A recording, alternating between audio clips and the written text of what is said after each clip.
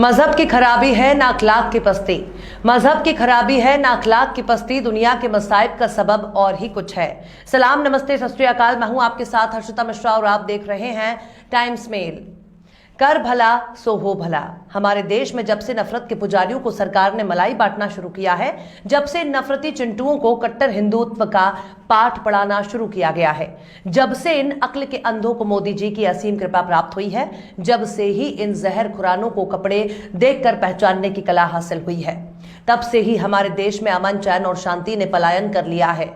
रोजाना बजरंग दल और उसके जैसे तमाम कट्टरपंथी संगठन जिस तरह से हिंदुत्व का चोला ओढ़कर मुस्लिम समुदाय को निशाना बना रहे हैं, अब उसका असर पूरी दुनिया में देखा जा रहा है।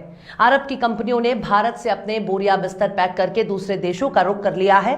जिस तरह से हमारे देश में गोदी मीडिया और संघियों ने एक साथ मिलकर मुस्लिम विरोधी एजेंडा शुरू किया है, जिस तरह से मुस्लिमों के हर काम को जिहाद का नाम दिया गया, जिससे हमारे देश की गोदी मीडिया ने आर्थिक जिहाद, मीडिया जिहाद, जनसंख्या जिहाद, लव जिहाद, जमीन जिहाद, एजुकेशन जिहाद जैसे शब्दों के जरिए इस्लामोफोबिया को बढ़ावा दिया है।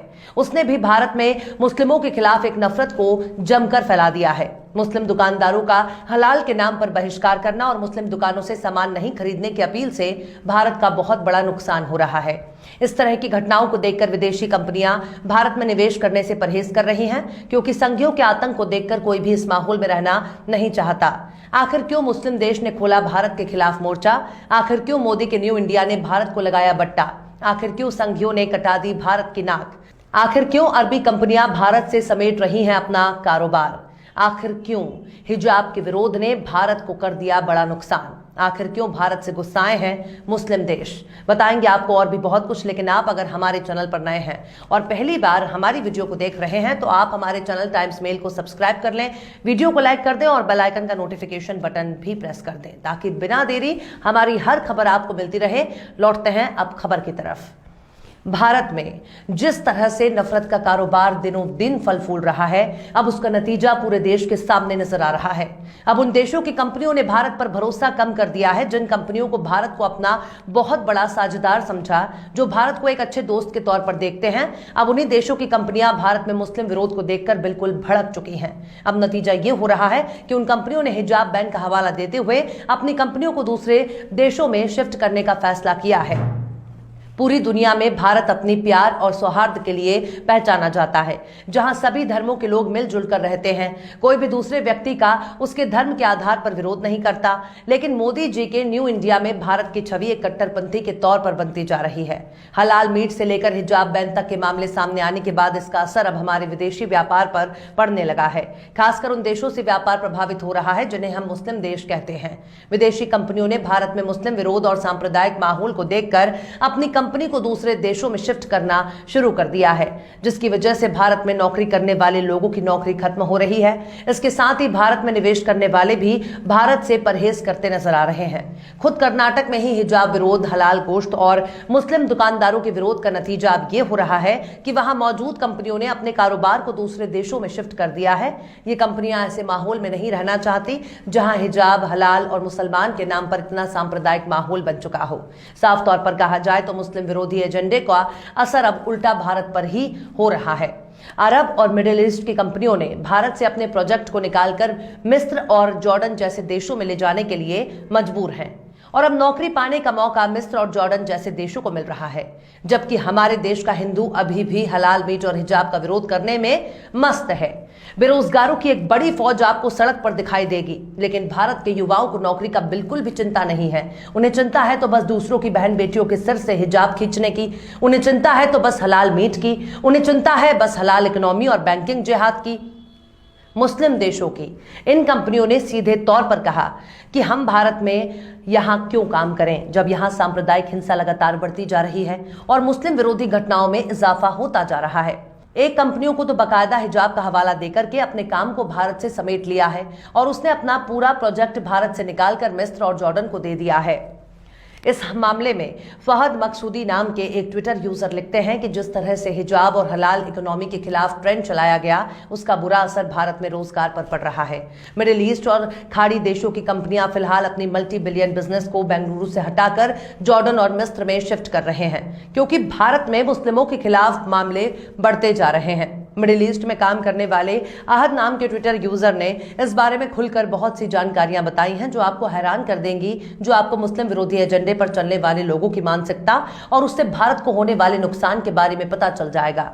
अहद लिखते हैं कि मिडिल ईस्ट की आईटी सर्विस प्रोवाइडर कंपनी इजादा ने कर्नाटका में अपने कारोबार को खत्म कर दिया है, जिससे 500 लोगों की नौकरियां छीनी जा रही हैं। इस कंपनी का मानना है कि भारत में माहौल अब इस लायक नहीं है कि वहां कारोबार किया जा सके। अदालतों के जरिए हिजाब के खिलाफ दिए जा रहे फैसलों से इस कंपनी पर बहुत प्रभाव पड़ा है। वो अब कर्नाटक को कारोबार के लिए सुरक्षित नहीं मान रहे। इसी तरह से सऊदी अरब की company Mobily infotech India private limited अब भारत से अपने कारोबार को खत्म कर रही है, क्योंकि भारत का माहौल अब पहले जैसा नहीं रहा।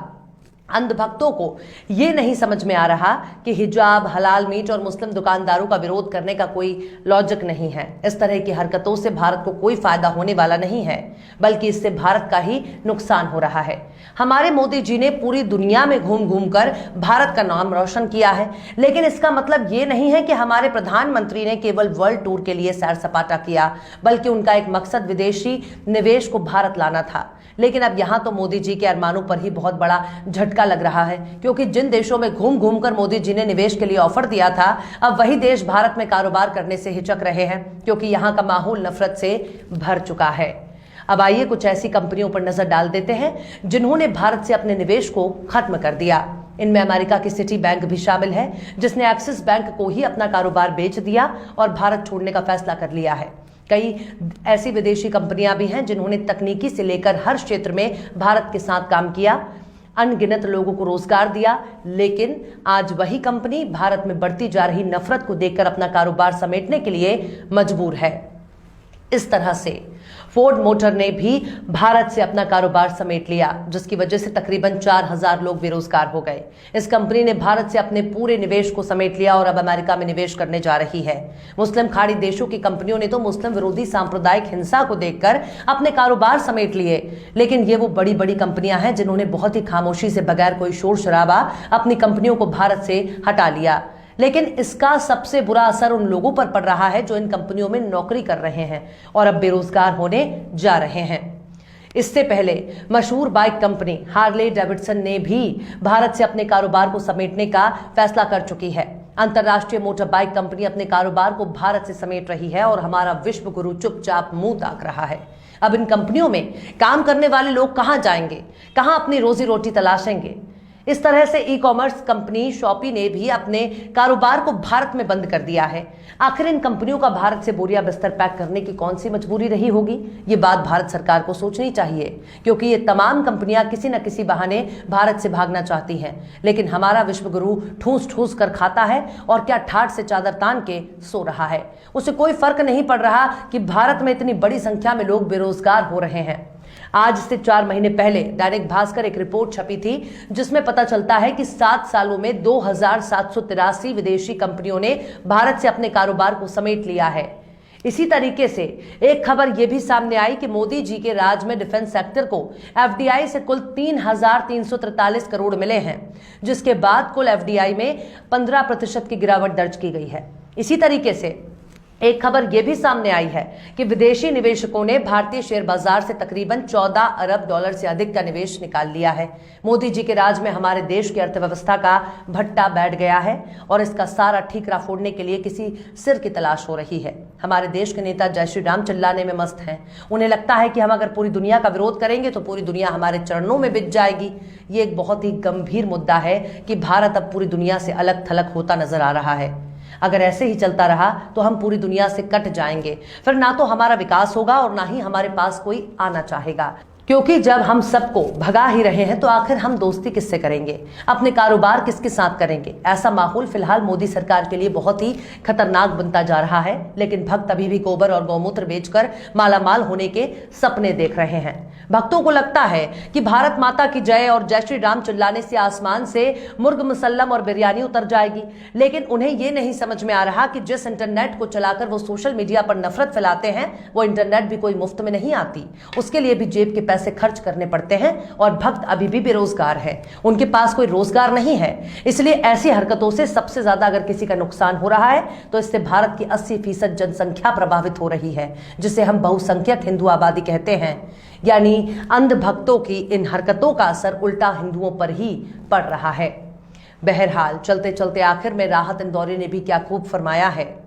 लगेगी आग तो आएंगे घर कई जद में, लगेगी आग तो आएंगे घर कई जद में, यहां पे सिर्फ हमारा मकान थोड़ी है।